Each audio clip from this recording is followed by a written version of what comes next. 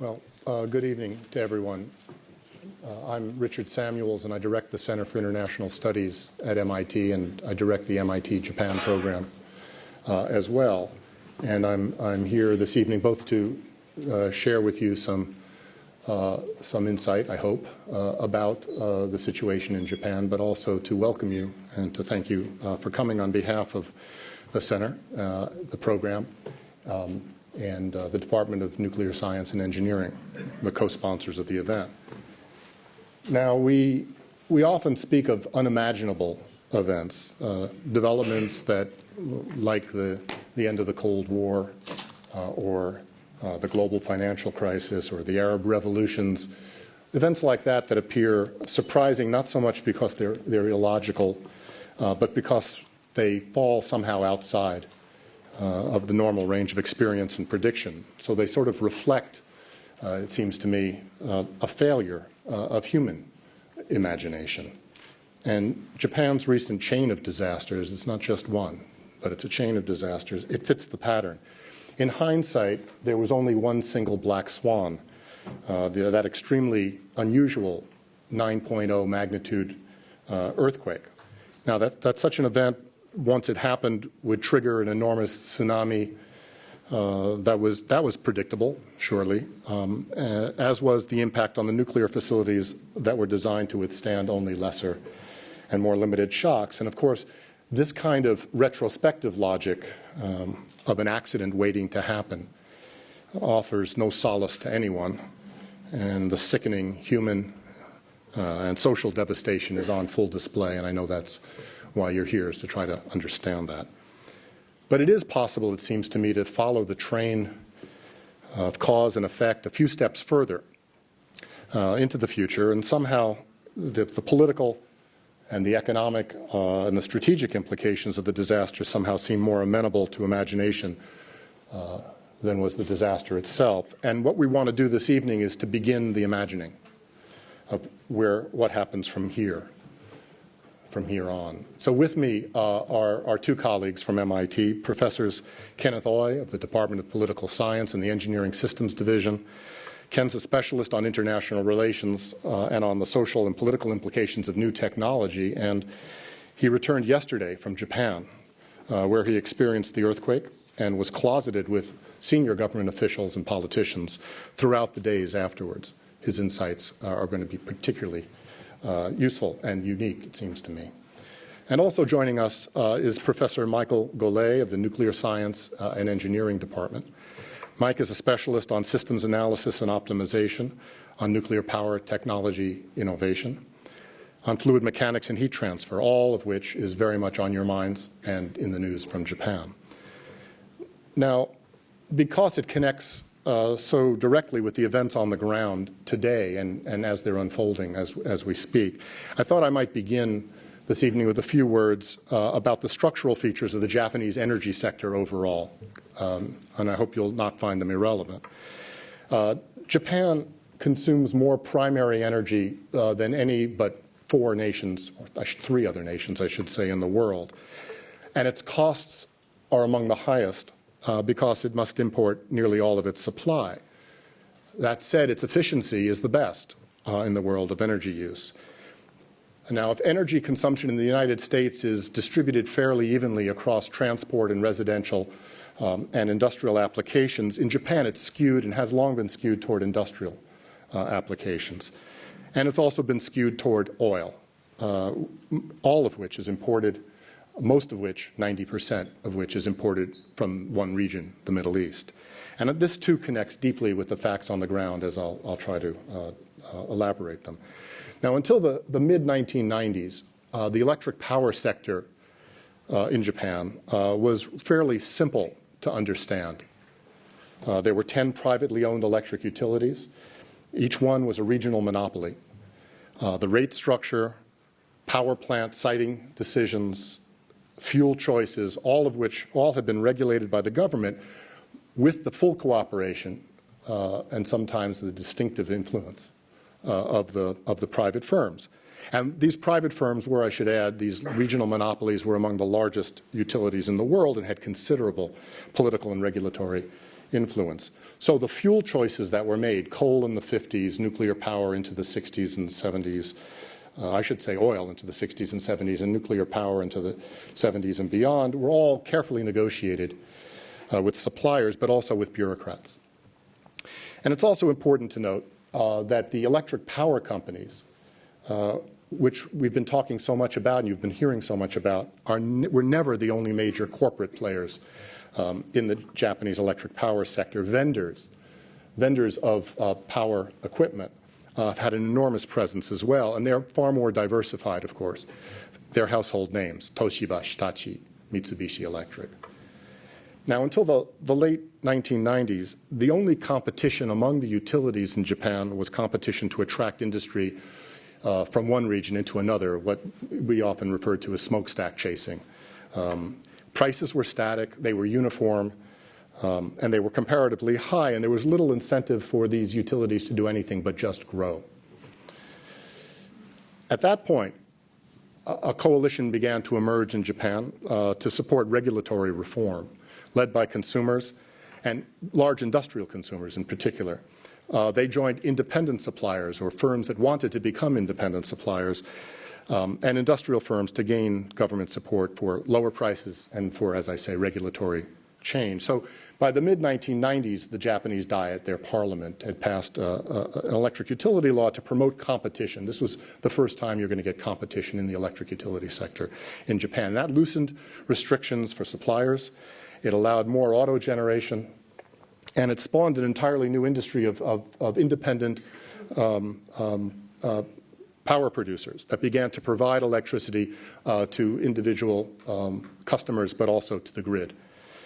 And then a little later, by 2010, we began to see a new basic energy plan emerge in Japan, in which nuclear power was reaffirmed as a national priority. Now, that said, this was not new. In fact, nuclear power was from the very beginning, its very beginning in the 1950s, a matter of national industrial policy in Japan. Following really what was a pre-war formula, the government of Japan created what are called public policy companies that would assist private firms financially and technically. They would subvent some of the costs with the introduction of new technology. And since it was not at all clear at first which nuclear power technology would be the winner in a marketplace, the government, in this case MITI, the ministry then called the Ministry of International Trade and Industry, guided, and that's their term, each of the major industrial groups. Each group was guided to partner with a different power vendor, foreign power vendor. So Toshiba with General Electric, Westinghouse with Hitachi, and so forth. And to cover these bases, the government also created another public policy company to import a British reactor, the Calder Hall reactor as well. So over the years, this was sort of a classically Japan incorporated coming together across the industrial sphere. MITI established more public policy companies, a separate one to do surveying and exploration for uranium overseas, another one to handle nuclear waste disposal, another one that was responsible for reprocessing, all public policy companies. And so that's why I talk about it in a Japan incorporated manner, because most shares in these companies were held by the electric utilities and a government entity, plus the participation. About 30% of the remaining equity was held routinely by banks and construction companies and insurance companies and iron and steel firms, mining, and, of course, the major trading companies. So everyone went all in on nuclear power early in Japan. And as a consequence, given the very deeply held view of Japan as a resource-poor trading nation, nuclear power came to be a greater and greater part of Japan's electric power supply. Now, I offer you all this to underline the origins, how the origins in all of this, the origins determined the contemporary role of the private sector in the current situation. Now, it's not even, and it's also, I should add, it's not irrelevant that the same agency that's responsible for regulating the nuclear power producers, the utilities, what's today called the Nuclear and Industrial Safety Agency, sits inside the same Ministry of Economy, Trade, and Industry that's responsible for promoting the industry. So it's not unfamiliar to Americans. And this all matters because the role of private utilities, in this case, in the current case, Tokyo Electric Power most prominently, has come to the fore as the fingers are starting to be pointed. The fingers for responsibility are starting to be pointed. You started to see that in the press over the last couple of days now. In particular, Prime Minister Kan today called out Tokyo Electric Power and dressed them down in semi-public.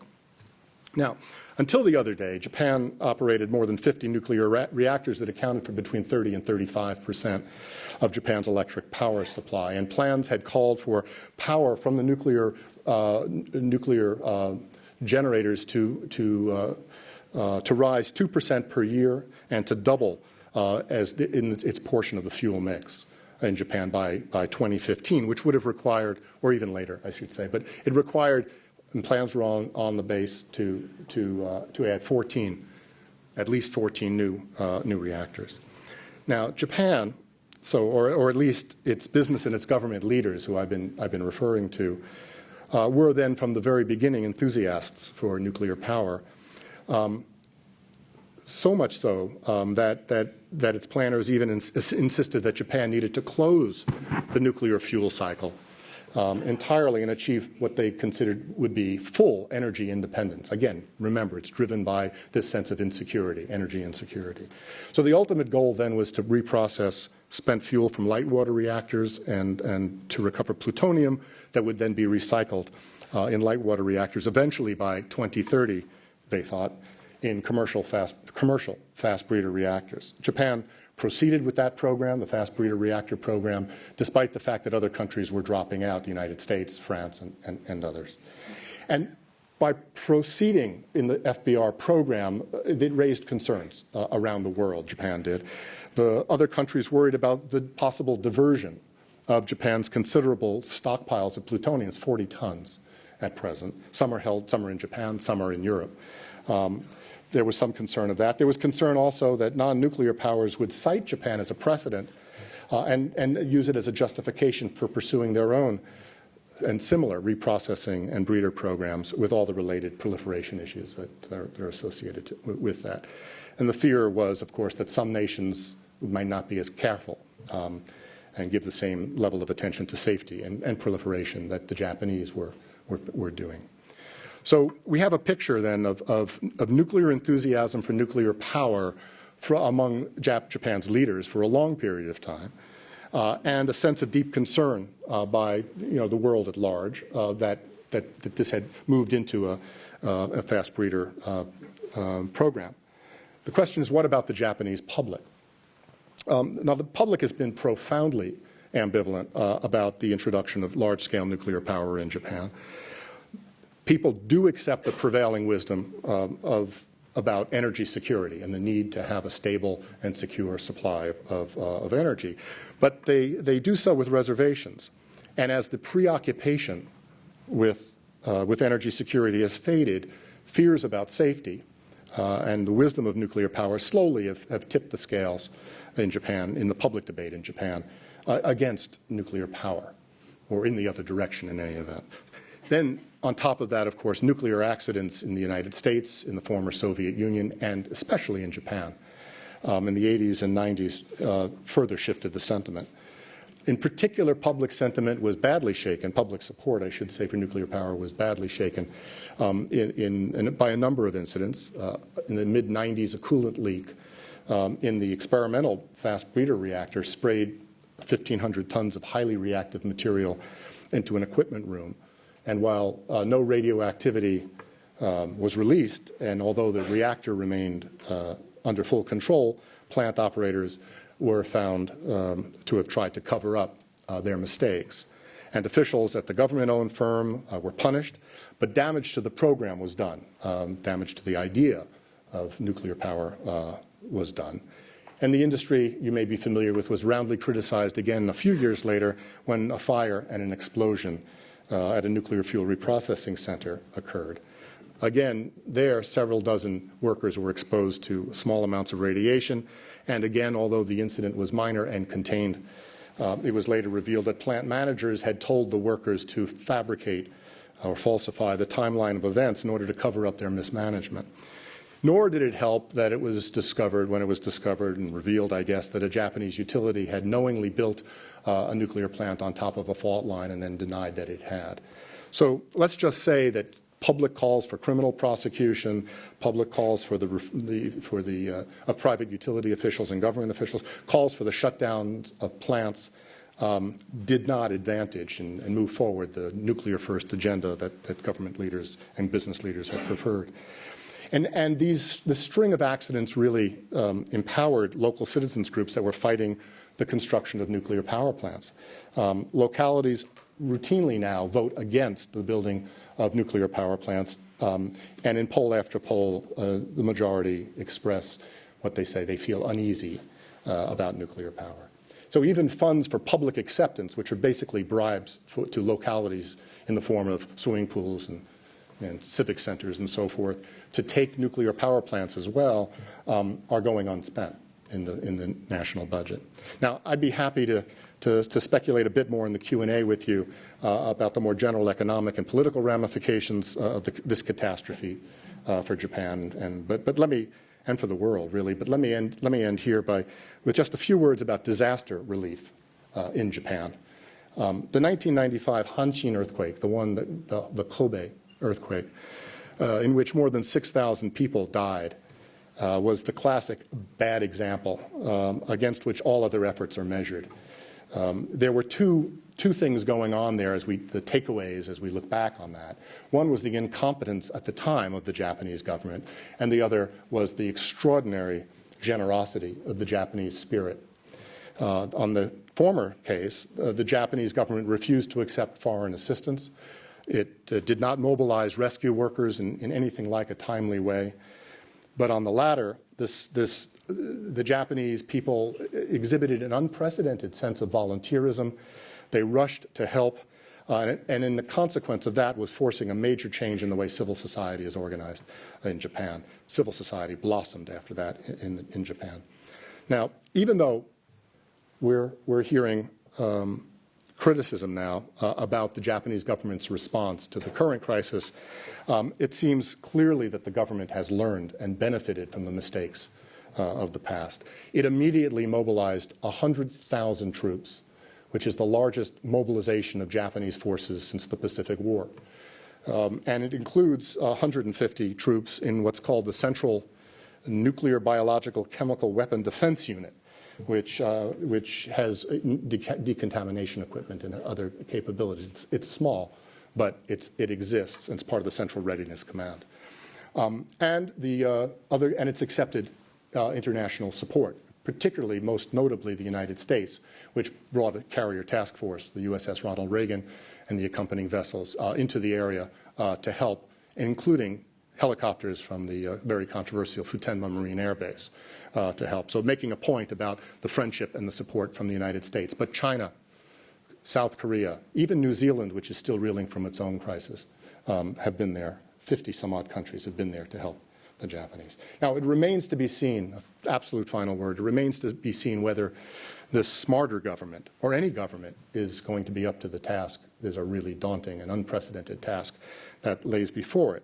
And so it's for insight into that, for insight into the problem and how it's been handled on a technical side, let me turn the floor over to my colleagues. First Mike, and then we'll go to Ken. Thank you very much.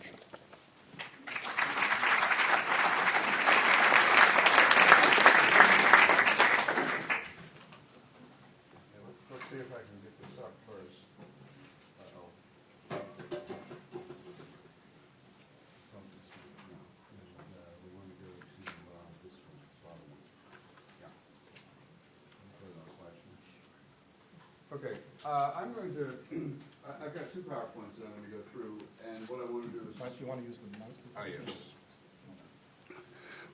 So used to being a windbag, I don't feel that I need the help.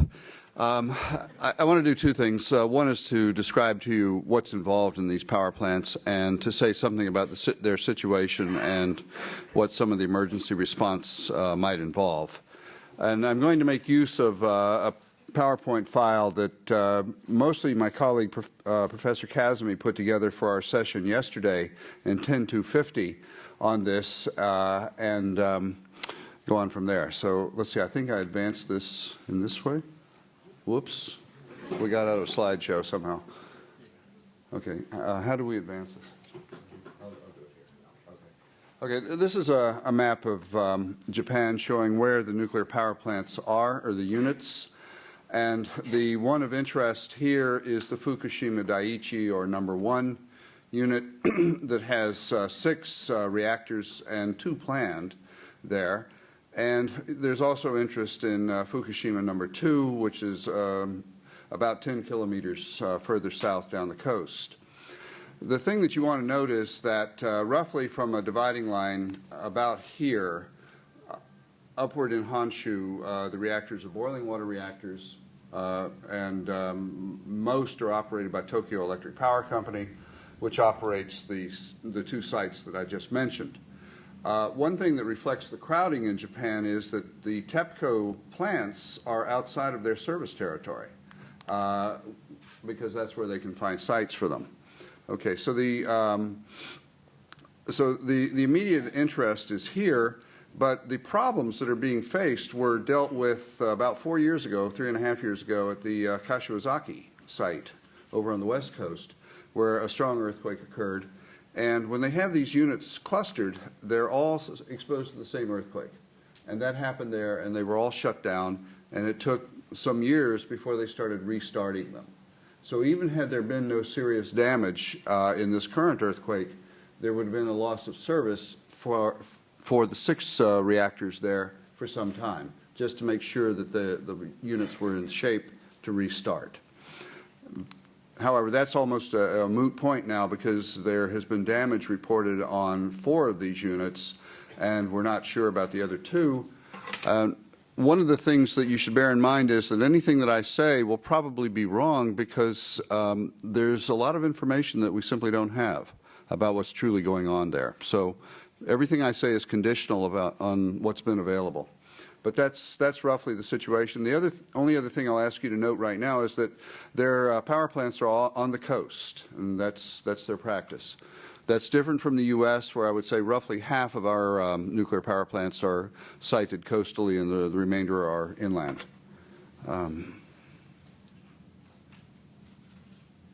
Okay. Now, one thing that's very important in understanding this is to put this earthquake in perspective. And if we had colleagues from Earth and Planetary Sciences, they could do this better than I. But this will give you an idea. This is off of Wikipedia, but it's actually pretty good. I've seen it before. And the thing that you want to note is that this earthquake was a very rare event with very strong forces. What's shown here is the peak ground acceleration. Estimated, I assume this is from a seismograph measurement, but I don't really know it, at 1/2 g. And this is important because when you have an earthquake, these forces are imposed on all the structures connected to the Earth. There's no choice about it. You know, the motion is there, and the structure must respond. There have been stronger earthquakes, and the Richter scale ranking is shown here, and that's an energy measure. And in terms of that, you see that this one is second in rank, and the enumeration here exceeded only by the Alaska earthquake in '64. And if you've ever been to Anchorage, you can see that the effects there were profound and still visible today. In fact, if you are at the airport there, you might visit Earthquake Park. It shows some interesting evidence. The thing to note about this is that there are earthquakes that have been stronger than any of the nuclear power plants, or actually any of the industrial structures that we have are designed to withstand. And every society has had to make a decision about what should be the specification for how strong an earthquake they will require the facilities to take. In the U.S., the highest standard that I'm aware of is designed for about 0.4 Gs. The Seabrook plant in New Hampshire is designed for 0.25, so it's in the neighborhood of this Moroccan earthquake. And so they're taken very seriously in the designs of nuclear power plants, but the plants are not designed to handle the strongest conceivable earthquake. And the reason for that is essentially a cost-benefit trade-off, where if you were to require that, you would probably actually be making a decision to use a different technology, because first, the resulting design would be very expensive and conceivably could not be realized. Okay. So this is a description of the units themselves at Fukushima. They are boiling water reactors, and I'll describe that in a moment. The oldest one, Unit 1, is a less mature version of the technology. They're all, except for Unit 6, using the Mark I containment, which I'll speak about in a moment. But they're fairly similar, and these are basically pretty similar to, say, the Pilgrim plant in Plymouth. Unit 1 is of the same vintage as Pilgrim, but is of lower power, where Pilgrim is in the neighborhood of what you see here, 800 megawatts roughly. So you see, as the plants become newer, the power capacity becomes higher, but the basic technology doesn't change. Now, I've been asked quite a bit about whether the age or the technology involved here really made an important difference in what we're being told, what the accident is. My answer is no. That the big problem there is that essential safety functions were lost, which are largely not sensitive to the reactor technology, and I'll come back and say something about why. This is a schematic diagram of how this kind of reactor works. You have a reactor vessel, sometimes called a pressure vessel, and inside is the reactor core, which is this region here. And it consists of some tens of thousands of fuel rods, where a single fuel rod will be, well, about 3.5 meters high. And do we have a laser pointer? Yeah. I'll just use this. And it basically is a little thicker than this pen, and is supported along its length against lateral motion. But so think of a forest of these long rods, and inside the rods are uranium dioxide pellets, which is the nuclear fuel. That's where the fission reaction occurs. That's where the radioactive material is deposited as a residue after the fission reaction. And that's where we're having the problem. The way this works is you have water that flows through it. It boils inside the reactor. You mechanically separate the steam, which goes off to a turbine and makes electricity, and the liquid that remains recirculates through the core, and that's how they work. So the problem in dealing with the reactor fuel is once it shuts down, you still have radioactive decays going on inside the fuel rods. So you have heat being produced inside this core region, and you have to get water to it in order to provide cooling, even though the reactor is shut down. And what that means is that the neutron chain reaction is no longer going, but you still have heat being produced. So one of the key questions is, how will the operators at the plant get water into the reactor vessel to keep the fuel covered? This is a schematic of how this kind of power plant works. In routine operation, in an oversimplified form, it's shown here, where you basically have steam goes to a turbine, makes electricity by turning a generator, is condensed. So it's a classical steam Rankine cycle system. Liquid water is pumped back to the reactor vessel, and it flows through the core and just keeps doing that.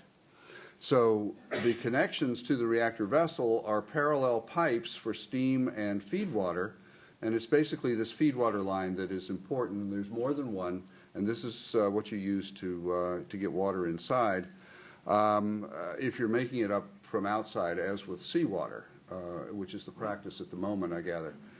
Now, when the reactor's shut down, there are two modes of cooling. One is that flow from the steam lines goes directly to the condenser. It bypasses the turbine, and heat is removed in the condenser. In order to do that, seawater at this plant is pumped through the other cold side of the heat exchanger, takes heat out, and takes it to the ocean. In order to do that, you have to have electric power, AC power, to drive this pump.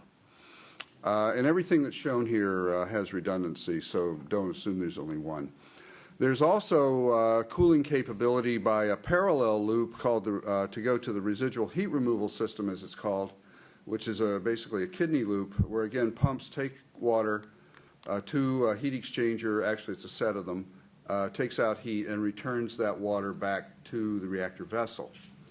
This system is also used to cool the vapor suppression pool, which I'll speak about subsequently, which is in the containment building. But having active heat removal systems is inherent in this concept, either through the condenser or through the residual heat removal system. So what happened at this accident was that all electric power was lost, and that's the key problem. And with any nuclear power plant that we have today, if you lose all electric power, you're going to have this cooling problem. It's not dependent on the details of the hardware here. So that's why I'm saying that the choice of the technology perhaps can be exaggerated in importance. All right, this is a side section view of the containment building. So here's the reactor vessel, here's the core. The containment building is a convoluted mechanical design where it's sometimes referred to as a light bulb and torus. So what you have is basically a steel shell shown here, in which its purpose is to contain steam should you get a loss of coolant accident, that is a break in the steam line or feedwater line for that matter, with the notion that the gas is in here, which would typically be nitrogen, and the steam would flow through a set of ducts arranged azimuthally at the bottom of the light bulb into a toroidal steel shell, which is the wet well, and it contains a pool of water. So the steam is supposed to come in, go through vents here into the pool. The steam would be condensed. Any debris that would come with it, such as radioactive material, would be captured in the pool, and the whole system would become pressurized in time. And this will work fine as long as the water in this pool is cold enough. So again, this pool has to be cooled, and the residual heat removal system does that. If you get a break in the boundary of this containment geometry, the steam from this overall system can leak out and have to be made up if you're going to maintain the function of this pool. After the 3 Mile Island accident, there was a re-examination of the containment functions in different types of power plants, and a venting capability was put onto these containments, particularly with these rather small ones. You see it's rather cozy in here. And in the American plants, the venting goes outside the reactor building, which is this structure around the light bulb and torus. What I've been told is that in the Japanese plants, that venting is done manually and it goes inside the reactor building. And that's why you're getting these explosions. Basically, what you get if the fuel is degraded is one of the products of that process is hydrogen. It will flow by the same paths that I mentioned before into the suppression pool and into the atmosphere here and can be vented. One feature not shown here is that on the steam lines that come out, there are safety relief valves, and they're there for routine operations so that should you get a pressure pulse in the coolant, the steam, you can vent the steam directly to this pool and condense it. That's why the pool is really there. And that is likely the pathway by which material has flowed from damaged fuel in the reactor core, where it appears that inadequate cooling has occurred, so that some fuel has probably failed, and fission products within the uranium dioxide pellets are coming out, flowing through the steam lines, probably into this pool, and then ultimately out the vent and collecting at the high point in the reactor building, and that's what's been blowing off the coverings up at the top. So it doesn't mean necessarily that the containment itself is endangered or that the concrete structure shown here, reinforced concrete, is necessarily endangered. There's too little information given out to actually permit one to make much of a statement about just what may have occurred, and there are 3 units that are affected by what looks like fairly obvious core or fuel damage due to undercooling to some degree. So, so that's the pathway. So this system had to survive the shaking of the earthquake, and then the components within it, which perform essential functions, have also had to cope with the loss of the electric power that permits them to do what they're designed to do. So this is a schematic of the reactor building showing where the explosions have occurred, showing what's intact. So it's basically the reinforced concrete materials down below, and with these rather flimsy panels up at the top having been blown out. So the fact that they've had these explosions doesn't necessarily say that there's important structural damage down here, but there's other evidence that indicates that some of that may have occurred. What we do know is that there's been fuel damage at least 4 of the units, and this has probably occurred almost certainly due to some version of undercooling. Okay. Okay, so can you help me get the other PowerPoint up? So now I want to shift over to the implications of the releases from these sites. But basically what you worry about is that the radioactive inventory, which is in the fuel of the reactor core or in fuel that's been removed from the reactor and put into the spent fuel storage pool, that some of those fission products will become mobilized in the biosphere and get out of the site. So just to put this in perspective, at 3 Mile Island we had a major meltdown of the reactor core, but it was held within the containment. There was only 1 reactor, and there were very, very few releases to the biosphere. They weren't absolutely at 0. So it was a very dramatic event. It was an economic loss. There was no off-site health effect that we know about other than mental trauma. Here, we're having off-site releases occurring at multiple plants, and the task for the people running the plant is to stabilize the cooling. That's the key thing that has to be done. So this is really for reference. I won't spend time. Whoops. It basically, yeah, move one over if you can. Yeah. This is a summary of the progression of the containment designs for the boiling water reactors. And as I say, all of the ones we're dealing with here are of the Mark I type, but you should be aware that within Japan there are other types of a more robust structural design in use today. So this is a view of Honshu, and up until recently the winds have been blowing onto the Pacific, been blowing to the east. I saw a report today that said they've shifted to the south. And this is important because wherever the radioactive material goes, it's borne by the wind. That and rain are the primary factors that determine where the radioactive material may be deposited, and from that, where exposures of people may occur. So there's a successive blow-up here, honing in on the site of the power plant. But you see it's some distance from Tokyo, which is the biggest population center. But if you've been to Japan, you know the population centers are abundant. And they differ mainly just by how big they are. So this is the closest view of the power plant site. It's on the coast. There has been an evacuation already performed up to about 20 kilometers, so roughly a radius like this around the plant. And the latest announcement that I saw said that there had been advice to people between 20 and 30 kilometers to shelter. I'm bringing this up because the responses to any release of radiation really involve those 2 options. And my evaluation is that probably evacuation has been used about as much as it's going to be used. And so one of the questions is going to be how you manage the sheltering.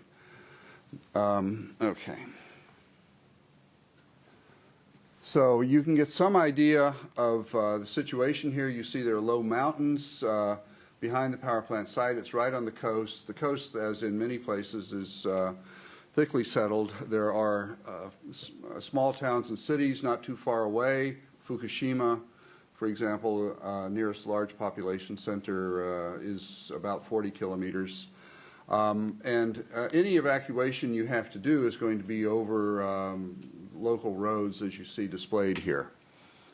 But there also is not a large population necessarily quite so near the plant. It's people along the coastline. Yeah, thanks. This shows a closer view, and you can see the artificial harbor for the unit, and get some idea of what parts are settled, what parts are not. Okay, we go to the next. This shows the Fukushima number 1, Fukushima number 2 units. You can see the artificial harbors here for the 2 units, and they're separated by about 10 kilometers. I bring in Fukushima number 2 because there have been some reports of potential degradation there as well, but you don't hear much about it, and so I assume the news is good news. Go ahead. Thank you. So this is an aerial view of Fukushima number 1, showing the artificial harbor, and this is very important for any recovery that may be required. And the essential thing, the reactors are here, the essential thing for recovering, stabilizing the situation is getting electric power back. The time to get the grid restored looks to me to be very much longer than you would want to tolerate for this, and the main option, I believe, would be bringing in some kind of backup generator capability via this harbor, perhaps using barges or something like that. I assume that they're working on this, but there's been no report to that effect. Go on. Okay, now this gives an aerial view closer. The square blocks that you see here are the reactor buildings. There are 4 of them shown here, and then over here we have 2 more. And these are the turbine buildings, and then the other structures that you see here are auxiliary buildings around there, and then these are the intake structures for the seawater that's used for cooling the condensers. So probably, we don't really know this, but probably the roads and railways are damaged to a substantial extent, and the main way of access is by sea into the artificial harbor. Okay, and this is another view of the plant. You can see the shadows cast by the reactor buildings, the turbine building, and this shows one of the buildings after one of these hydrogen explosions. Go on. Another view of things, and so you can see, if you look carefully, you can see kind of an open deck space up at the top. That's the refueling floor in the reactor building after the paneling has been blown off. Okay, go on. And this is Fukushima number 2. You'll see a lot of similarities between what you just viewed. They have 4 reactors there, same kind of thing, an artificial harbor. Here are the turbine buildings, auxiliary buildings, and so on. Okay, go on. Then the last thing that I'll show about this has to do with the spent fuel pools, which you've also heard about. Each reactor has, power unit has its own spent fuel pool, and there's also a central pool where older spent fuel is stored. We haven't been hearing about this, mainly because this is the oldest fuel on the site and it's the least powerful, because the radioactive decays have been occurring, the power level keeps going down steadily, and some of the fuel in there will be the oldest on the site, which could be nearly 40 years old. And so most of the concern is what happens at the individual pools where fresher spent fuel would be stored, and there have been some reports of problems there. Here's a view of one of these pools. It's basically open to the air. It has a depth in the neighborhood of about, not quite 30 meters. The upper 10 meters or so is water that provides shielding so that people can work up at this elevation without becoming dangerously irradiated, and it also provides cooling via natural convection of the fuel bundles which are in the pool. The water in the pool has to be cooled, and there are systems to do that, but if those fail, the water will evaporate. It doesn't necessarily boil, and you have to make up whatever evaporates. And so that's one of the problems that they're facing now. Okay, let me go back. I'm almost at the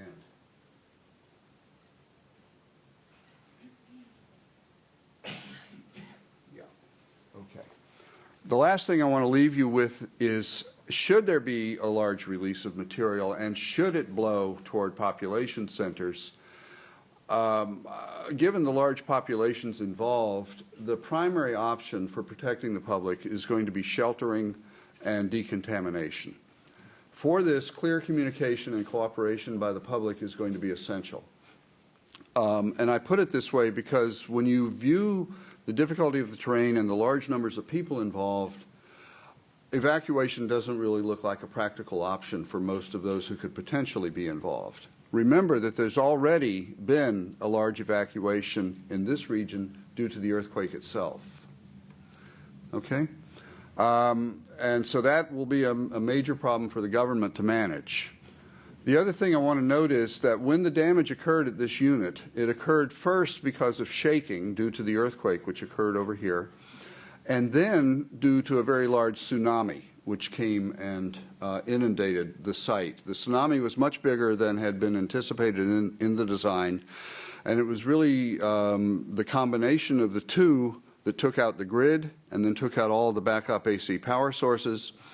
And later, about 4 hours later, there are some batteries that provide DC power, which eventually didn't get recharged, but they were not useful for pumping, but they are necessary for instrumentation and control. So loss of those is also has been important. So in a nutshell, that's what we know about it. There has been damage, but we don't know how much, and this story's not over. Thanks, Mike.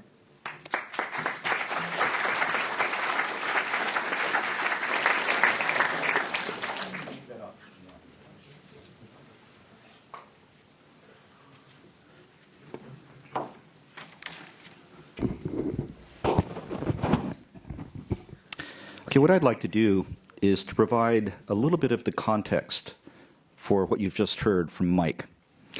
And by way of build-up to this, I was in Japan for a series of meetings with business people, politicians from all parties, meetings with the foreign minister, with Diet members from every conceivable group, and a meeting with the Prime Minister of Japan scheduled for Friday afternoon at 6 o'clock.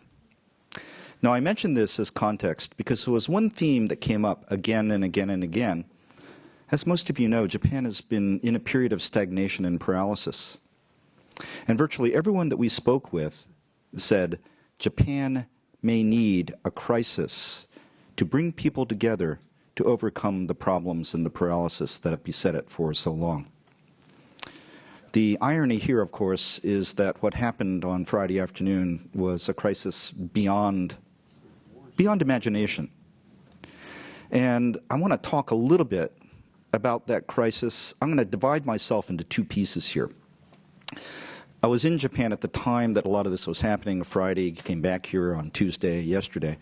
So I'm going to take about 5 minutes speaking as a human being rather than an academic, but talking about what I saw in terms of the reactions of people, the events that you've read about. And then I'm going to become an inhuman academic once again and try to analyze what was going on. Because the story here, in terms of what has happened in Japan and what its implications are, is huge variation, difference in what's been going on from technology area to technology area, from day to day, and from region to region. Your mileage may vary, as the saying goes. And what I want to do when I put on my academic hat is to explain some of the variations, particularly sector by sector. Okay, so everyone always says, where were you when the earthquake hit? And there's a tendency for people interviewed to get a little too dramatic. Okay, let me cut to the chase. I was in the safest conceivable location at the time that the earthquake hit. A bus in the middle of a parking lot outside a hotel in Tokyo, well away from falling stuff, and on a rock, which is, as most of you know, better than being on landfill. That said, the motion was quite substantial. Those of us that were sitting there on our way to this meeting, we didn't know what had happened. It was an earthquake, but it was not clear what the magnitude was. That's Friday. So what you observe in Tokyo is a response that was quite remarkable. First, the buildings did not fall down. The glass did not break. And indeed, it was truly remarkable to see an earthquake of very, very serious proportions that lasted a long time with no visible structural damage. And this was testimony to the quality of the building codes and the engineering that went into them and to code enforcement. if that were all that happened, the image that I would have of Japan and the story I'd be bringing back is one of extraordinary technical and political competency. Because, in fact, I hate to think about what would happen if anything approaching that earthquake were to strike any other city in the United States or abroad that I'm familiar with. So how did people react? And we're going to be coming back to reactions to the nuclear power problems, but if you're talking about the earthquake itself, people were calm. A little bit stunned, but largely calm. People were stuck because the subways and metro had stopped. People were walking long distances, going to restaurants to hole up. The government of Tokyo responded very, very quickly by setting up shelters for stranded commuters. Again, the story here and the image here is of a Japan of extraordinary competency. The next morning, after the traffic jams and the huge pedestrian crowds had cleared away, I went out with a cousin. I could go out with a cousin because he was stuck overnight in Tokyo. And we walked around, and people were, again, taking care of their shopping, getting the food and the water that they wanted. The Ginza, the major shopping area, was abandoned. Discretionary spending not high on people's mind, with the exception of those little good luck charms in Buddhist temples. And they were selling very, very well on Saturday morning. And then out at night, and it was shocking and surprising in a way, areas that are normally crowded were empty, both the nightlife areas of Hibiya and Roppongi, because people were staying close to home, looking after family, and looking after, again, those basic necessities and needs. But life was relatively normal in terms of deprivation, inconvenience. Transportation was working.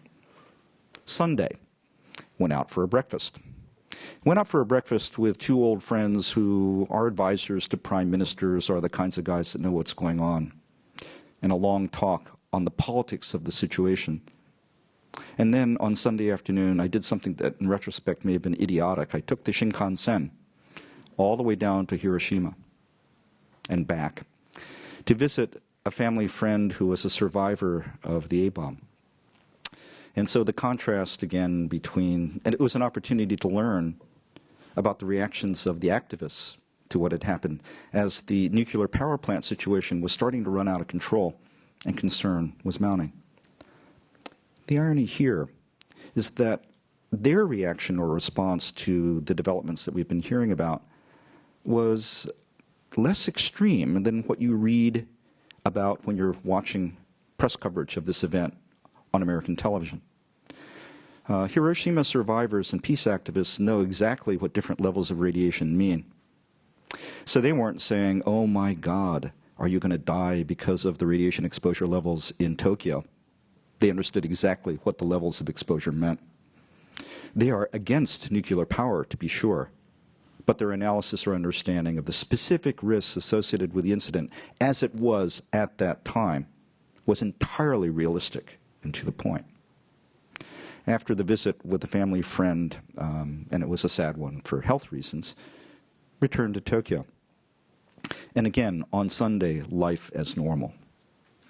Now, on Monday, life was changing, and the situation in Tokyo, and again, we're not talking here about a situation comparable to the areas that were struck by the tidal waves up north.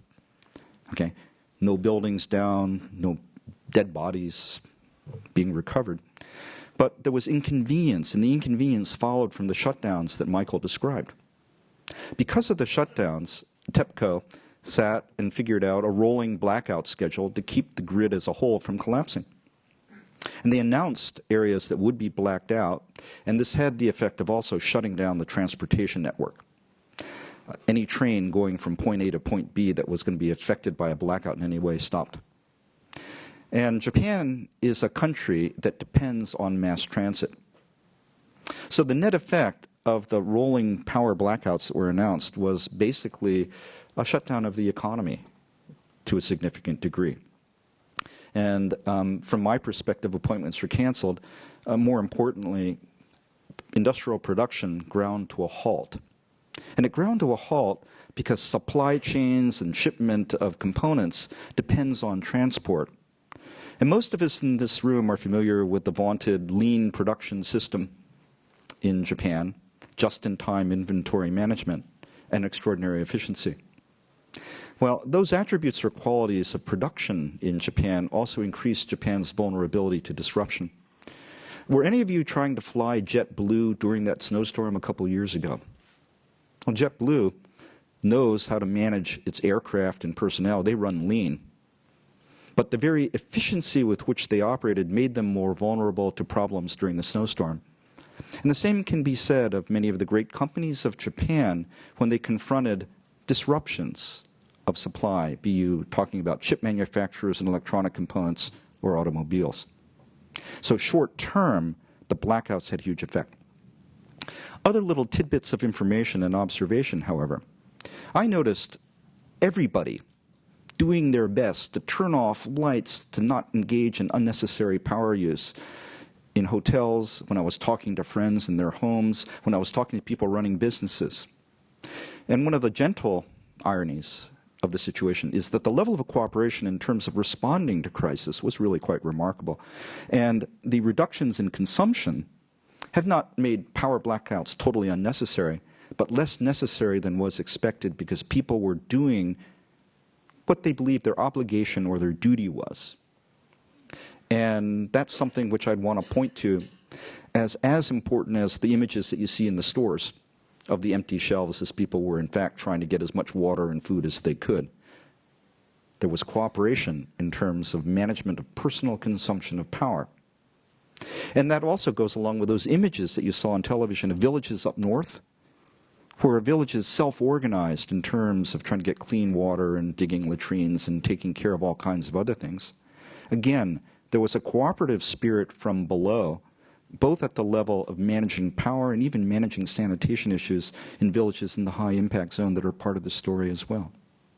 I don't want to leave you with a feeling that this is uniquely Japanese. If you look at the Haitian earthquake, villages in the countryside and neighborhoods in Port-au-Prince were doing similar things, self-organizing, digging latrines, managing problems themselves in a way that is not dissimilar. The difference is that this cooperative behavior was covered in Japan, was not covered on the Haitian earthquake. So on Tuesday, again, still speaking as a human being before I revert to being a professor, got to the airport. The transportation disruptions were so severe that the airport express train was down, all of them. The hotel buses were down. The taxis were not accepting reservations for the run to the airport. There was one bus available, the service from TCAT. And I kind of made sure I got on that bus, getting up at 4 in the morning, shocked. I arrived there way in advance of the first bus, and there's a huge line. But no one was pushing, no one was shoving. People were cooperative once again, dealing with deprivation as best they could, even in terms of standing in lines in the airport. You get to the airport, and yes, 1 or 2 expats, like many thousands of expats, evacuating basically on the flights. Many of the seats on the aircraft were empty because the transportation disruptions had made it impossible for people to get to the airport. So flights were overbooked and were a third empty. Now, that's the story of a human being. So let me revert to being a professor. In terms of what was going on in Japan, and I sit back as a professor both in political science and engineering systems, there's a puzzle which I've been trying to chew on. The same country and the same political system, which performed so beautifully in terms of seismic codes for buildings, with buildings that stood even in the presence of an amazingly strong earthquake, is also the country which didn't perform quite as well in terms of proactive responses to seismic risk on power plants. Okay? It is true that the event that we observe here, the combination of a major earthquake and the tsunami, were a little larger than what you would see in the scenarios. But nonetheless, the disparities in performance are striking. So let me talk about that just a bit, and I want to keep it short so that we have time for questions and answers. On the building codes and the really good response there, what's going on? Well, there are a couple things, and I'm trying to figure out, and I'm still reflecting on this, so your help would be appreciated. It's a mixture of differences in the characteristics of the problem being addressed, but also, to a degree, the characteristics of the decision-making system. If you look at the building codes, seismic activity and threats to buildings occur in Japan again and again and again, and they occur at all levels of intensity. It's a recurring phenomena. That recurring phenomena is plugged into a political system and a regulatory system that is designed to learn from experience. See, I was sitting there on that bus with the county administrator of Alameda County, California. And after we got over contacting our loved ones and being afraid, we sat back, believe it or not, I know, you can tell that we're academics here, analyzing why it was that that system performed well. And we were doing some comparisons between the adaptive characteristics and self-correcting characteristics of regulation in that area, which was set up to figure out what goes wrong, what goes right, learn from one earthquake, feed it into the system of regulation in others. You have a new technology, feed it into the system and figure out if it can improve performance. That adaptive, self-correcting system faced with a recurring phenomena led to outstanding performance on building codes. Now let's turn to the realm that Mike was talking about. And first, to be absolutely fair, the challenge posed by the combination of conditions that we're talking about here is pretty extreme. On the other hand, most folks, and it's always easier after the fact, but most folks who are doing risk analysis and assessment and trying to design systems against them would look to the possibility of an event that could wipe out primary and secondary. What you're trying to do is to reduce the covariance in exposure for the components, the critical components of a system. And if we look at what happened at the power plants, the secondaries, the backups, were vulnerable to the same problems that knocked out the primaries. And these were critical components affecting cooling of the reactor cores, and the spent fuel is sitting there, and it darn well better be underwater because they weren't using dry cast storage. They were using wet storage in those locations. So why is it that that system did not perform as well? The answer is partially in what Dick told you earlier. If you're talking about nuclear power in Japan, and here I'm not so much being critical of the system as it exists now, but the system as it existed earlier, it was a culture and a system that valued secrecy, that often covered up problems. Dick mentioned an accident where the workers were misinformed of the risks, the public was not informed of the magnitude of the danger and the accident that took place, and it's not amusing because what happened was that that lack of integrity and forthrightness, okay, led to bad policymaking and bad responses to the accident. You don't respond well when you're lying, because the lying is to yourself as well as to others, and that's what happened in some of the earlier accidents.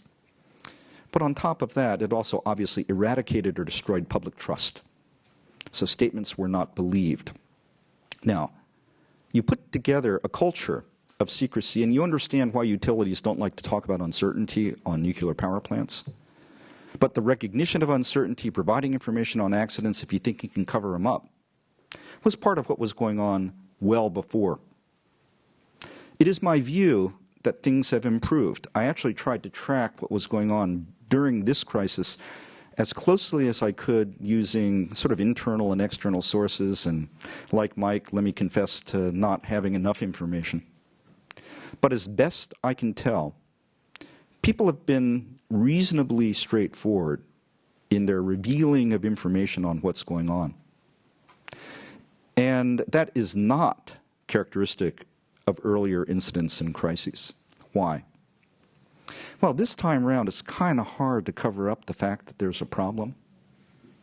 So part of it is that there's no option of hiding what's going on under these conditions. But there has also been some change in the Japanese political economy, in the Japanese political system, and in systems of regulation and response in this area. The people that are running it, the vice chair of the Atomic Energy Commission, is an MIT alum who is a good, straightforward, honest guy who's been critical of defects and flaws in the Japanese system in the past. And he's sitting there as the vice chair of the major regulatory agency. And I do think, yes, not everything has come out instantly, but whenever I find out something, it's only a matter of an hour, 2 hours before it pops up in public form, sometimes distorted on Fox, sometimes distorted through our news channels. The reason why I mention this is that there's reason to believe that this is a huge problem and it's not going to go away and it's going to be something that's going to be with us for a while. But the fact that there's a little bit more honesty and directness and integrity in the system right now causes me to be modestly optimistic in terms of what might be accomplished. So I was originally planning to talk about the foreign policy and economic implications of the crisis. I look at the time and we're running a little late and I want to leave at least the 20 minutes for questions. So let me stop here now. There's much to be said. This is not a simple topic, but let's move to the Q&A at this time. Yeah, Ken, I was going to say, if you want to sort of speculate a bit on the foreign policy and ask the indulgence of the audience to stay a little longer. Okay. Say a few words. Okay, I'll stick to just a couple minutes on the implications. Not so much short term, you've been reading about that, but long term. There's been a lot written on the economics, but let me talk about the foreign policy implications of the crisis that we see. And I may be naive, and I want to kind of preface what I say with with that observation. But the outpouring of offers of assistance that we see is, I think, politically significant. And it's politically significant because countries with whom Japan has outstanding problems, China and Japan do not agree on the Senkaku Daiyutai. South Korea and China both continue to resent actions taken during the Second World War and call for more explicit acknowledgement. Russia continues to have a dispute with China over the northern territories. And this stuff goes on and on and on, and it's very real. But what we see now is an outpouring of support, a recognition of the basic humanity of victims of this tragedy. And it's going to go on for a while because the level of deprivation in the areas that have been hit is really, really great. So what are the effects of Korea and China and Russia offering assistance to Japan and the United States as well, of course, and the Europeans? And in a sense, it's always understood that those who receive aid should be grateful for the aid that they receive. But oftentimes giving also has effects on the giver, on the donor. And it's my hope, slightly naive to be sure, that in a sense people are looking at each other differently with this crisis taking place. They're looking at each other in terms of common suffering and needs in a way that I don't really think was the case earlier. And it's my hope that a number of the outstanding political and security measures, some of the outstanding economic problems, yeah, they'll still be troubling. I'm not that naive. But they'll be viewed perhaps in a slightly different context with a little more understanding and a little more sympathy by the Japanese people and by the people of other countries within the region. Enough for now. Thanks, Ken.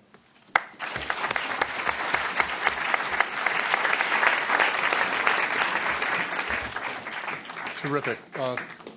Let's see. Go ahead, push.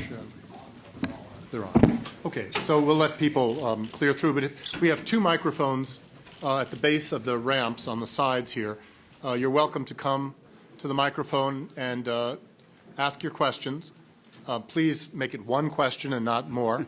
Identify yourself if you would, and we'll go on. We do have time to try to engage with you. So thank you very much. Yes, sir. Richard Greenblatt, and apparently Hillary Clinton referred to a coolant, and apparently that's a reference to putting boron on these plants. How much leverage is available? Will it actually make any difference to introduce a little boron or a conceivable amount of boron, or is that really any hope at all? Adding boron has the effect of damping down the neutron chain reaction. It's not a major concern here. It's one of those things where the cost of doing it is low, and it's routine in safety injection systems when you're injecting emergency coolant to have boron in it. But frankly, I don't think it matters much. Yes, sir. I'd like to ask. Just introduce yourself. I'm sorry. My name is Rafael Garcia. I'm a fellow at the Night Science Journalism Program. I'd like to know more about the world scenario regarding the type of cooling system for the Fukushima plant.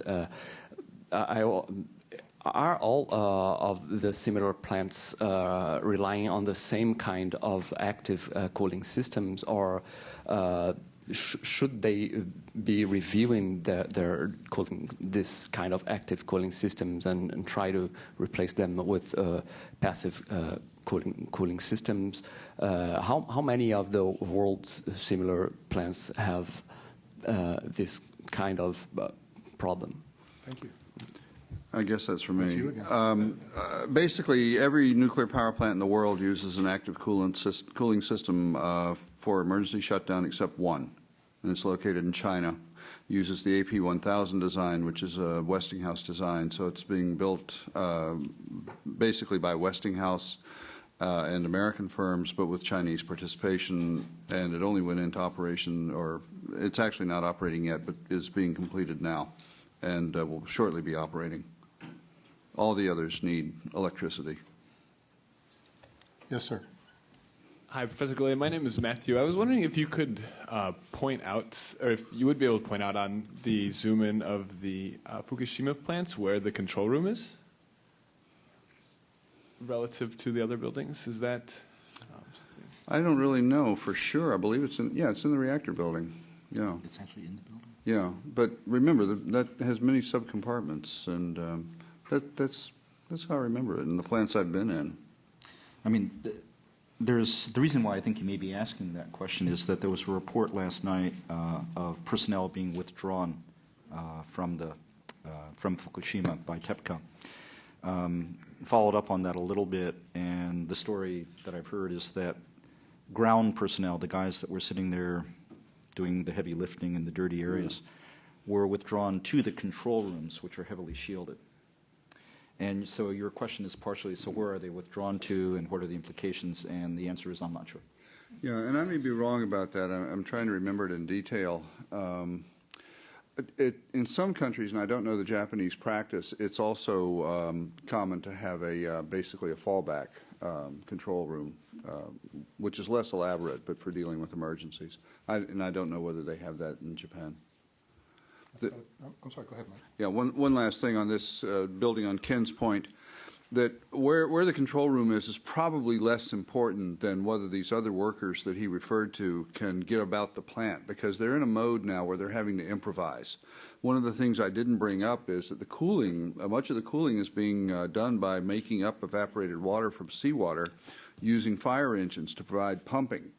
And that's an example of the improvisation. And so in order to do that, the people have to be able to go around the plant, and they have to know what the status is. And partly they don't have good knowledge of that because the instrumentation that you need to get that information now doesn't have electric power in most cases. So that's probably the more important thing to focus on in terms of the personnel. We've also been hearing that initial plans to be dumping water into the plants from helicopters have been suspended because of the radioactive steam posing a threat to the helicopter crews. So they're actually talking about using basically barrage guns to be pouring seawater in. In one of the plants, a couple of the plants, because of the roofs being blown off, you have access. In other cases, ironically, the ones that are less damaged, there appears to be some difficulty getting enough water in through that method. Thank you. That's good. Thank you. Hi, my name is Chelsea Lei. I'm from the Harvard Kennedy School, and I know that we're all very concerned about the current situation and how we can solve the crisis, but I want to ask a question more related to the long term. It's my understanding that the areas affected by the tsunami is largely agricultural, and because of the tsunami, the saltwater infusion has pretty much damaged the soil. So I wonder if you have thoughts or speculation about, as far as recovery is concerned, what do you see the social and economic dimension of recovery? Thank you. Might ask Dave Marks about that one. What I was learning from talking with friends was that what I was learning from talking with friends who are in some of the relevant ministries is that there actually hasn't been very much attention to the question that you've posed yet. The focus has been very much on the short-term relief. In the earlier part of the week, there was much discussion of liberalization of trade and reductions in the significance of agriculture. This was not the way, I think, that people planned on reducing the power or strength of the agricultural sector. But obviously it's going to be very hard to address the contamination of the soils by the seawater in those areas. At the same time, let's not exaggerate the amount of cultivatable soil that's affected directly by the tsunami is not all that great. Thank you. Yes, sir. Hi, I'm Hank. I'm from physics department here, and also I'm a photographer from the tech. My question is more about policy. What do you think about the saying that despite all the improvement in the design of the nuclear reactor in terms of efficiency or like safety, but there seems to be a lack in the effort putting into how to respond to this kind of devastating disaster? Do you see it will people will put more effort in trying to get a strategy how to respond, or it's just the end of the nuclear reactor business? Because Let me just try to respond to that and then turn it over to my colleagues. I want to repeat something that I said, or refer to something that I said earlier, which is that I think the general feeling is that the Japanese response to this crisis has been exemplary, that they learned from past mistakes. I think that's what Ken was getting at as well, that the mistakes that they'd made in the past came at a time when the government was very weak. This event happened at a time when the government is very weak. Those of us who know something about Japanese politics know that it's been easy to say the government is very weak. That notwithstanding, the mobilization of 100,000 troops in a country that that hadn't until recently recognized the legitimacy of these men and women as a legitimate part of public policy and governance is quite extraordinary. And the welcoming of them and their role in the cleanup, the rescue, and maybe even the revitalization is something that you can I think code as response with alacrity. It was very impressive. Likewise, the response from the United States was quite extraordinary. Within an hour or two of learning of it, the President Obama, expressed his sympathy, ordered a redeployment of a carrier group, and reestablished and restated the fundamental importance and value of the alliance, and then went out to prove it. So it seems to me that the response, both by the United States, other countries in the region, as Ken said, but especially by an otherwise very weak Japanese government, has been terrific. I talked with people about that issue as well. And there have been a series of meetings, the party leaders of the opposition parties and the Prime Minister. And what has been taking place is what has to happen in a moment like this. They've basically suspended temporarily the struggles. And to be clear, if you're in opposition, you don't have much choice. You're not going to be sitting there undercutting the Prime Minister in a time of crisis. But nonetheless, people are behaving with a little more civility and a little more grace, recognizing common interests. They're talking about the budget matters in ways that perhaps we ought to be thinking about ourselves, although they have to with public debt at 200% of GDP. But there really has been a little bit of a pulling together across groups that have not been doing very well with each other before. No, indeed. One of Japan's leading dailies recently suggested that we might not see the existence of the Khan government through the end of March, which is the end of the fiscal year. It was that weak.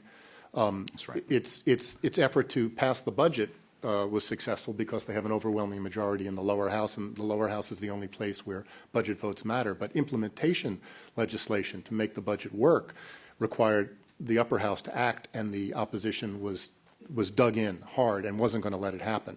They backed off of that. The opposition has now come around and said we're going to support temporary tax increases, which is, of course, going to be necessary. We'll see how long that lasts. But, this was what we call in the business a rally round the flag effect, and it was quite significant. And so it resulted in not just it was represented not just by the effective mobilization by the government, but the support for that mobilization by the opposition, something we hadn't seen in a long time and Japan should be credited for. Let's go to this side. Yes, sir. Thanks. My name's James. I have extended family. I appreciated some of the remarks. I have extended family in Sendai, actually, and maybe not unlike some other people in the room. Happy to get news a couple days into this that they were okay. It's not because of that that I asked this, but I am concerned about the future of nuclear power, and I'd like to ask any of you who'd care to address it to think about the future of nuclear power here in the United States a little bit. There's fierce opposition to Vermont Yankee underway right now in Vermont, in the legislature and among grassroots people. There are, but the Obama administration, there was a reference to their statement of commitment to the alliance. They also have said they're committed to their support for nuclear power, which entails major loan guarantees. And so I'd like to ask you, as you think about the future of nuclear power and the wisdom of it for the United States, to include some thinking about this cost-benefit kind of analysis that Professor Golay alluded to, where I think what ends up happening, or at least what many of us feel ends up happening, is that certain people make the decisions. We don't always get all of the best information, as has been alluded to by some of the panelists, and yet when there's a catastrophe, others are the ones who end up paying the price. Great, thanks. Mike? Right. First, it's inevitable when you have one of these very dramatic events that a reconsideration of things is done, both in terms of what your practices ought to be and your policies. And I'm sure that we'll go through this. We'll probably come up with improved treatments for seismic events and things of that sort. In terms of whether we'll have nuclear power in the future, that's a social decision. It always has been. If you look at, other than the fossil fuels, basically the role that the other technologies will play in our energy portfolio essentially depends on how much our society decides that they want a particular element in it, because that leads to the decisions that provide a place in the marketplace for that element. That will be the case with nuclear power, and it has been in other countries. Whether we choose to use nuclear power will depend on how much we value its benefits in dealing with the difficulties of the other technologies. I don't know how we'll decide this. I have my own preferences, of course. But this is going to be a continuing discussion that we've been living with, as Obama alluded to last week before this event, that we've been having for 40 years without conclusive resolution. And I suspect that that will continue. And I will be very surprised if nuclear power doesn't remain as part of the portfolio. The main question, in my expectation, is how big a part. In our kind of society, we never nail down these things. In other societies, they do it more definitively. Ken, do you want to address that? There's a local aspect of this as well. If you look at the concentration of power plants in Fukushima and also on the Sea of Japan side, the western side, you know, what you have in Japan is an elaborate system of huge payments of compensation to locales to accept power plants. Now, we all know about NIMBY and problems of location, and this is the Japanese approach to handling the problem. My guess is that it's going to be a lot harder to find locales that are real happy about accepting power plants and assurances of safety after this. So in addition to having the broader societal debate that Mike alluded to, there's also kind of a local debate, not in my backyard, and I think this event is going to have pretty severe effects. Ironically, on my way back, I was sitting in Chicago airport, and I almost missed my connection because of what happened. I was watching you on CNN. And, you know, there's a lot of interest in what's going on. And so people that normally only want to talk about sports, nothing wrong with doing that. We're talking about these events. And someone was saying, what's the worst case here? And someone said Chernobyl. And then everyone was saying, well, you know, who knows what the worst case is, but maybe it's TMI plus, you know, that discussion. And then another guy who was sitting there kind of in this area watching the TV, you know, he said, hey, where are you from? And I said, I grew up outside of Philly. And he said, oh, where? I grew up in Harrisburg, in Middletown. So I said, Middletown, how old were you and where were you living in 1979? And he was a 9-year-old kid living in Middletown in 1979. Now, the takeaway from this was that, like the Hiroshima guys that I was mentioning earlier, he had much more information on exposure and risk. He didn't say, oh, you were in Tokyo, you're dying right now. In fact, he said, you know, you were exposed to more radiation flying than you were on the ground. But that led to a really interesting discussion of what it's like to live in the shadow of a power plant. And he actually viewed Fukushima as something that was different, kind of dangerous, and that led to the same discussion of credible assessment of risk and who do you believe that we were alluding to earlier.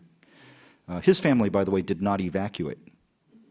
And they didn't evacuate because they believed the assurances there will be absolutely no release. In retrospect, it was not super dangerous. But as he put it, he felt like they'd been duped because of a combination of putting together the information afterwards. But the point here, in terms of your question, is that to do this stuff requires not just national level commitments, waivers of insurance and financing, but also locales willing to accept them, and we'll see what happens. But it's a great question. We've already reached the witching hour, but with your indulgence, there are a couple. Let's take 2 more questions, one from this side and then from the side, and so please. Thank you. Good evening. I'm Jay Patula, freshman at MIT. I was planning on going to Japan, to Tokyo, for spring break.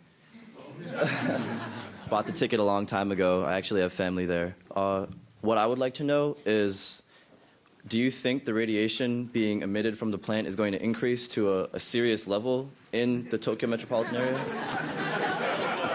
Do you think that the airport might get shut down and I might be stranded there? Thank you. Has that already been answered? The honest answer is I don't know. This thing hasn't played out. It could go in a variety of directions. I was got an email on Sunday morning by a student like yourself saying, should I go? And I said, I would do something else. Last question, please. That's not the answer I think you wanted to hear. Hi, my name is Kwan Chang, and I'm a junior in mechanical engineering here at MIT. And this has been really interesting to me because I actually interned for GE Hitachi, the people who designed the BWRs this past summer. So some of the pictures that were up here earlier tonight actually hung in my cubicle all summer. And I did a project on working on an EPU for one of the plants, which is an extended power uprate, and I also did a presentation about different types of loading and failure events that can happen, and what that does to the jet pumps in a nuclear reactor. So since all this, I've been doing a lot of thinking about engineering responsibility, and that's really taken a new meaning for me. And I was hoping for your opinions and reflections on, this is MIT, and we are producing, in some ways, the next generations of engineers and engineering leaders. So when we look at something like this, how should we reflect on that, and what should we think about our own engineering responsibilities? Thanks. You want to do it? It's a wonderful question. It's a great question. Wonderful. My personal view on this is that as engineers, responsibilities extend beyond simple, decent design of technical systems. There's also a commitment or a responsibility to be doing the best you can to identify risks and benefits, whether you're asked to or not, and to design systems with those factors or conditions in mind. And it's an ethical responsibility. I also think that, and this is elementary, right, a commitment to truth. To be talking truthfully about systems and whether they're working or not, talking about systems and areas of uncertainty. And oftentimes acknowledging uncertainty is the most difficult point.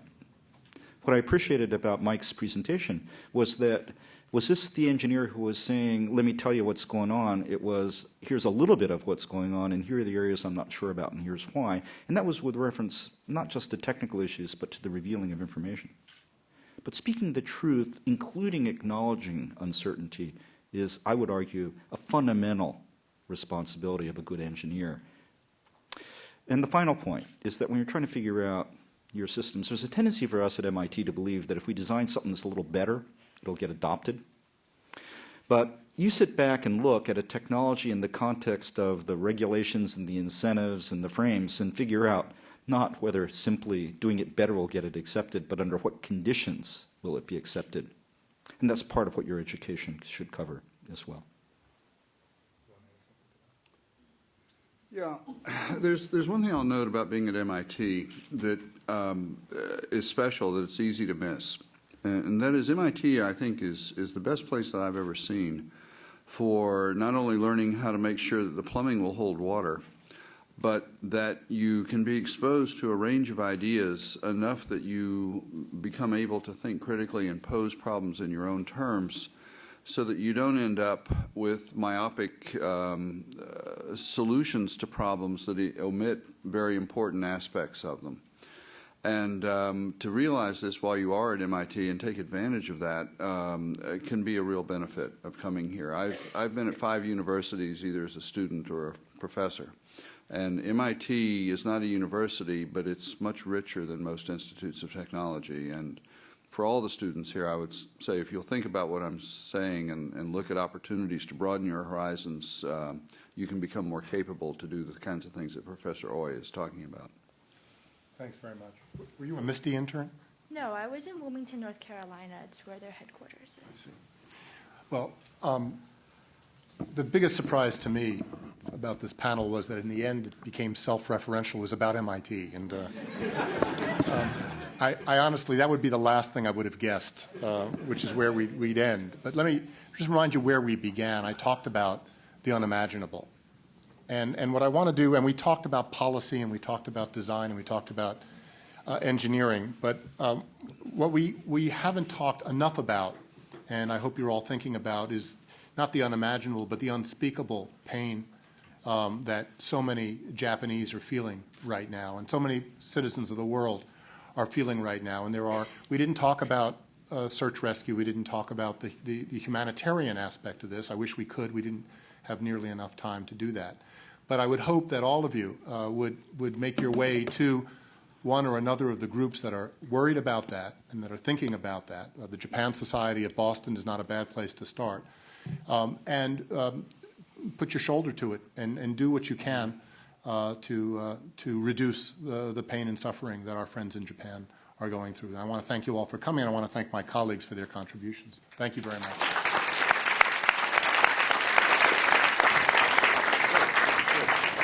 Well, that was good. I have a feeling if this thing keeps going, there may be an